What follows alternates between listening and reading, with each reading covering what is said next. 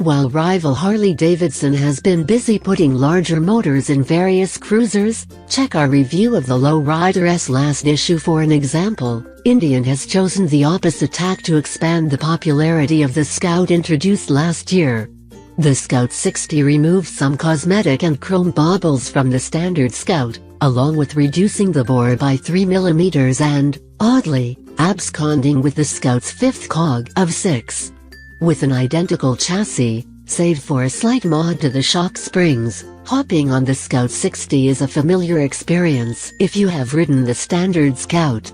What you might not expect is that the functionality of the Scout 60 is very much the same as the Scout, despite the loss of fifth gear and 8 cubic inches.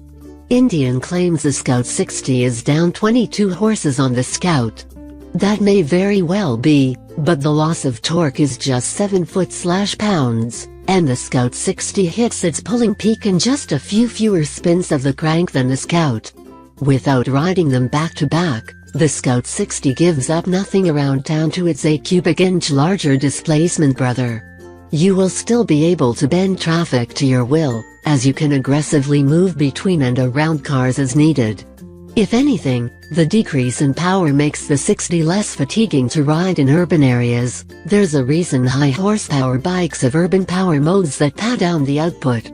All of the advantages of the agile chassis remain, along with the less than satisfactory rear shocks. They should be upgraded before rolling the bike off the showroom floor, as the low, firm seat amplifies their harsh shortcomings. Like the standard Scout, the ergonomics of the 60 make it a great city bike, and the handling works well in the canyons. It even has decent cornering clearance.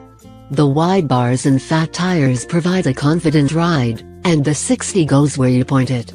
The Scout 60's least favorite riding location is the freeway. The upright seating and the spread-out handlebars turn you into something of a sail, so consider the freeway to just be a way to quickly scoot between desired roads.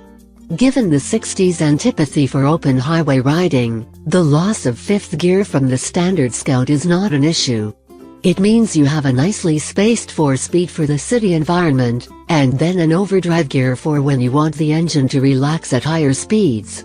For me, the Indian Scout 60 is about riding through town, acknowledging the appreciative glances and gawking, and simply enjoying the fun of taking a spin on a cool bike. With the smaller 61 cubic inch engine, it turns out the lesser-powered Scout is easier to ride in traffic and on streets with urban speed limits, leaving you fresher when you meet up with friends for food and drink. I never once felt engine-deprived, and I prefer the more black/less chrome appearance of the 60. Did Indian make a better Scout and charge $2,300 less for it? I would say so.